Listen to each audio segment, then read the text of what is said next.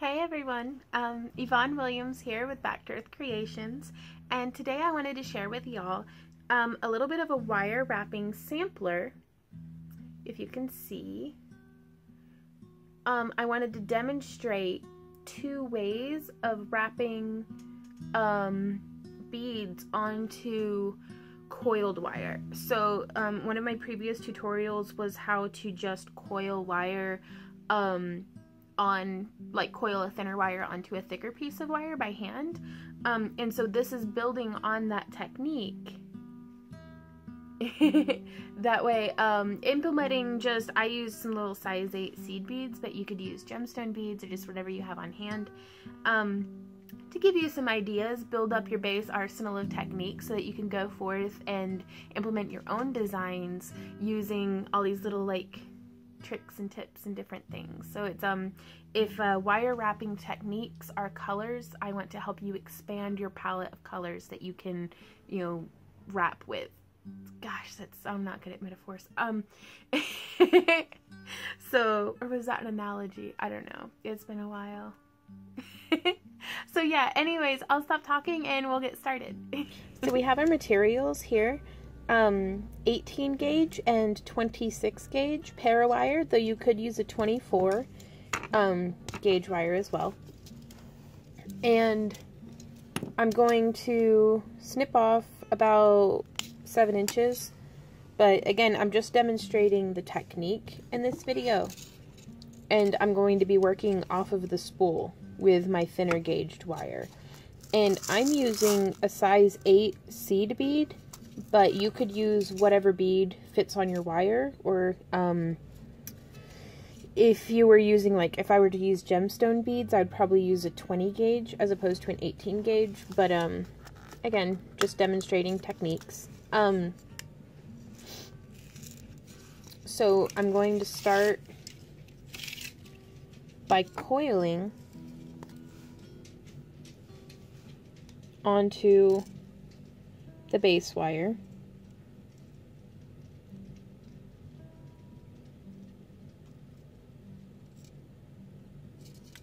And I did it for 10 rotations, but again, utilize this however inspires you. But I do like to get a nice solid base going. Use my round nose pliers to kind of cinch down the tail of my wire here. Please pardon my dirty hands. I just came in from mucking about and out in the garden. And while I did scrub my hands as best I could not get all of the dirt out from under my nails. So I'm kind of grubby, but please ignore that. So here we have that section wire wrapped onto the base. And the first thing I want to demonstrate is just adding a bead like this. Just stringing it on and then continuing to wrap around it. So it's 1, 2, 3, 4, 5 rotations. You don't have to do 5, but I do like to count and keep track. And you'll notice here the top wire, or the wire wrapping around the bead, is kind of on the top. So I'm going to have the wire exit towards the top as well, because if I am inconsistent about where my wire positioning is, then it's going to end up being inconsistent on where it's positioned on the bead. I hope that makes sense. So here I added another bead, and I'm going to go 1, 2, 3, 4, 5 with it exiting towards the top. And if they aren't exactly lined up the way that you want, you can push them around with your fingernails a bit, or your pliers, or whatever you like, to get them to be nice and repetitious and neat. And I'm going to do one more, just for demonstration's sake. Excuse me. Sorry, it's cold here, so I've got a bit of the sniffles. And my wire's coming up like this, and so I'm just going to wrap around. I utilize my fingernails a lot in my work to put the wire where I want it to be. So there's 1, 2, 3, 4, 5, and smush that down. And You could make earrings out of this. You'll kind of loop it around on a mandrel. You could utilize different sequences of color, like do a rainbow inlay or just, a pattern. But I wanted to demonstrate this technique that can be utilized in just a bunch of different ways. And now also, building off of this, you can add wire in another way too. Now this one, I'm not going to be working on the spool, so I'm going to snip my wire. And instead of threading the bead onto the thick wire, I'm going to thread the bead onto my thin wrapping wire.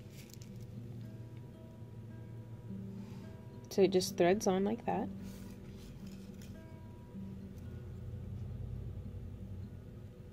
And again, I use my fingernails a lot to secure placement of the bead. 1, 2, 3, 4, 5. And again, I guess it's habit for me to have it exit up towards the top. But you can see the difference that this makes in how the bead is laying. From inline to offset.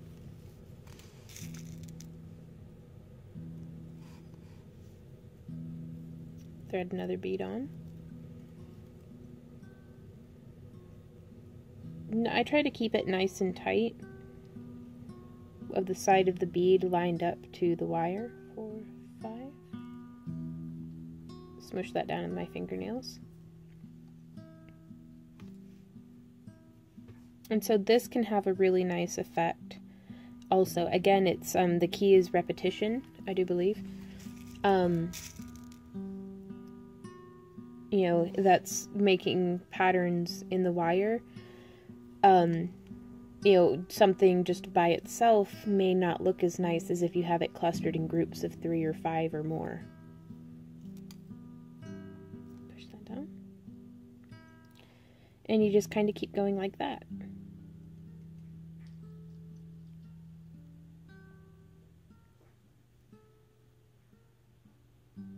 Now, something that's very nice about having the bead be offset is it does show off the base wire color. So you get a really nice contrast between the vintage bronze and the titanium. Hey y'all, I hope you enjoyed that tutorial.